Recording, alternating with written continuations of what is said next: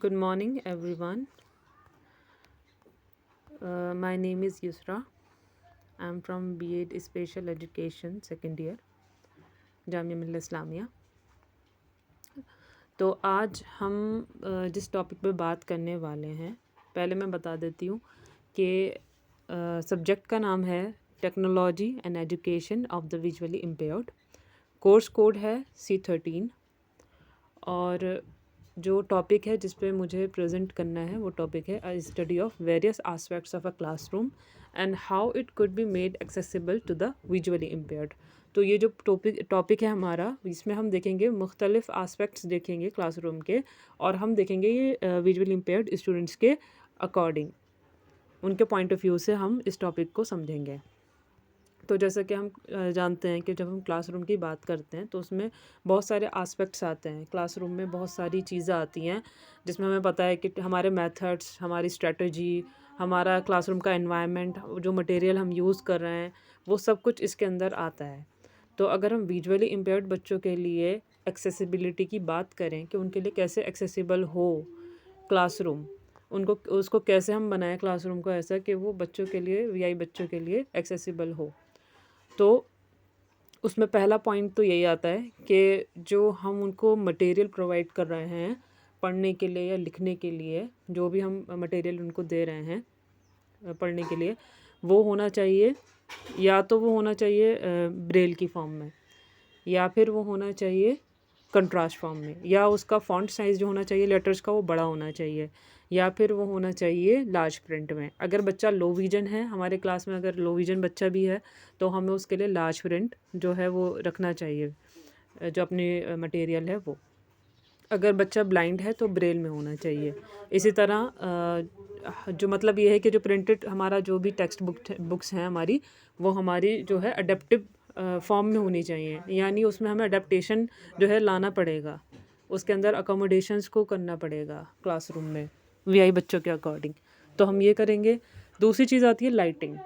Lighting जो हो classroom में वो सफिशिएंट हो बच्चों के लिए, बहुत ज़्यादा भी नहीं होनी चाहिए कि बच्चों को परेशानी हो, वो सही से उन्हें दिखे ना, सफिशिएंट हो लाइट। और वॉल्स वगैरह पे या फ्लोर पर जो है वो बहुत ज़्यादा ब्राइट कलर्स का यूज़ ना किया जाए, पैटर्न्स का यूज़ ना किया जाए, तो इस चीज़ का भी ख्याल रखा जाए। तीसरी चीज़ आती है कि हमें जो है, जो फर्नीचर हम यूज़ कर रहे हैं, हम कोशिश करें कि वो फर्नीचर ऐसा हो जो बच्चों के लिए हार्मफुल ना हो। वीआई बच्चे जो हैं क्लासरूम में अगर मूवमेंट करें तो वो ईज़िली इधर से उधर नेविगेट कर सकें, उनके लिए दिक्कत ना आए। फर्नीचर का अगर हम बात करें, डेस्क का या टेबल का या चेयर्स का, तो वो नोकीले ना हों, उसकी साइड्स वो थोड़ी राउंड हो, साइड से नुकीली ना हो, वरना वो उसके लग सकती है। तो हमें ऐसा क्लासरूम अरेंज करना है जिसमें फ़र्नीचर वगैरह जो है वो बच्चों के अकॉर्डिंग हो, और जिस तरीके से अरेंज किया गया हो डेस्क्स को या फिर चेयर्स टेबल को, वो बच्चों के अकॉर्डिंग किया गया हो कि वो आराम से नेविगेट कर सकें, मूवमेंट कर सकें वहाँ। और ये भी अच्छा है कि वहाँ रेलिंग हो, स्कूल में जो है रेलिंग हो कि वो क्लासरूम तक आने में उनको दिक्कत ना हो। फिर आता है यूज़ ऑडियो क्यूज़। अब क्या है, हम ऑडियोज़ का यूज़ कर सकते हैं बच्चों को डिफरेंट एक्टिविटीज़ करवाने में। कोई भी काम हम उनको कराने के लिए ऑडियोज़ का सहारा ले सकते हैं, ताकि जो विजुअली इम्पेयर्ड बच्चे हैं वो हमारी क्लासरूम में एंगेज हो सकें। तो जैसे हम उन्हें कोई कहानी सुना सकते हैं ऑडियो के थ्रू, या उनको कुछ भी हम टास्क दे सकते हैं कि आप इस ऑडियो को सुनें और इससे रिलेटेड आप लिखें कुछ। तो वो बच्चा जो है उसका लिसनिंग स्किल्स जो है, ऑडिटरी स्किल्स जो है वो भी डेवलप होगा, वो भी अच्छा होगा, और वो बच्चा जो है वो क्या करेगा, क्लासरूम में एक्टिवली पार्टिसिपेट भी करेगा। फिर ये है कि प्रोवाइड असिस्टिव टेक्नोलॉजी। अब जो भी हमारी असिस्टिव टेक्नोलॉजी है, जैसे स्क्रीन रीडर्स हो गए, मैग्नीफायर्स हो गए, ब्रेल डिस्प्लेज हो गए, ये भी सब भी क्या करना चाहिए, इनका भी क्लासरूम में यूज़ करना चाहिए, ताकि बच्चे जो हैं वो क्लासरूम में एक्टिवली पार्टिसिपेट कर सकें। फिर ये है प्रोवाइड नोट टेकिंग असिस्टेंस। अब ये जो है विजुअली इम्पेयर्ड स्टूडेंट जो हैं, टीचर्स जो है उनको नोट्स प्रोवाइड करें, या उनको क्लासरूम में अलाउ करें कि वो रिकॉर्डिंग्स करें टीचर्स की, और वो अपने नोट्स बना सकें। या क्लासरूम में कुछ बच्चों को जो बच्चे विजुअली इम्पेयर्ड नहीं हैं, उन बच्चों को के ऊपर ये ज़िम्मेदारी दी जाए, उनको रिस्पॉन्सिबिलिटी दी जाए कि वो नोट्स बनाएंगे और उन बच्चों के साथ शेयर करेंगे। फिर ये है कि प्रोवाइड क्लियर वर्बल डिस्क्रिप्शंस। अब क्लासरूम में टीचर जो भी कराएगा उसको वो वर्बल डिस्क्रिप्शंस देगा। जो भी डायग्राम्स हैं, चार्ट्स हैं, ग्राफ्स हैं, उसको वो फिज़िकल ऑब्जेक्ट्स जो भी हैं उनको फिज़िकल ऑब्जेक्ट्स के थ्रू या तो वो वीआई बच्चों को प्रोवाइड करेगा, या टीएलएम्स वगैरह जो हमारे होते हैं वो, यानी वो किसी ना किसी फॉर्म में हैंड्स ऑन एक्सपीरियंस के थ्रू भी दे सकता है, ओरिजिनल ऑब्जेक्ट के थ्रू भी वो बच्चों को करा सकता है। तो इस तरह वर्बली उनको डिस्क्रिप्शन देंगे हर चीज़ का। फिर ये है कि जो नॉन वर्बल क्यूज़ होते हैं उनके तई अवेयर होना, यानी ये है कि जो अदर बच्चे हैं, अदर स्टूडेंट्स हैं क्लासरूम में, उनको ये बात बताई जाए कि आप जो भी फेशियल एक्सप्रेशंस या जेस्चर्स जो भी हैं आपके, वो जो है वीआई स्टूडेंट्स वो उसको नहीं समझ पाएंगे। तो आप क्या करें, जो भी आप बोल रहे हैं या जो भी आप रिएक्शन दे रहे हैं उसको अगर आप वीआई बच्चे के साथ बात कर रहे हैं आपस में, तो उसको वर्बली डिस्क्राइब करें, क्योंकि वो नॉन वर्बल क्यूज़ को नहीं समझ पाएगा कि आप कैसे जेस्चर्स दे रहे हैं, कैसे आपका फेशियल एक्सप्रेशन है, उसको वो नहीं समझ पाएंगे। फिर आता है कि जैसे कि हमने असिस्टिव टेक्नोलॉजी की बात की, तो जैसे कि हमें पता है कि मैथ्स पढ़ाने के लिए हम टेलर फ्रेम, अबेकस, जियो बोर्ड, अलजेब्रा, मैथ के जो टाइप्स होते हैं वो, मेजरिंग टेप्स, स्केल्स, सॉफ्टवेयर्स, यानी बहुत सारी चीज़ें हम मैथ्स पढ़ाने के लिए भी बच्चों के लिए यूज़ कर सकते हैं, क्लासरूम में बच्चों को प्रोवाइड कर सकते हैं ये असिस्टिव टेक्नोलॉजीज़।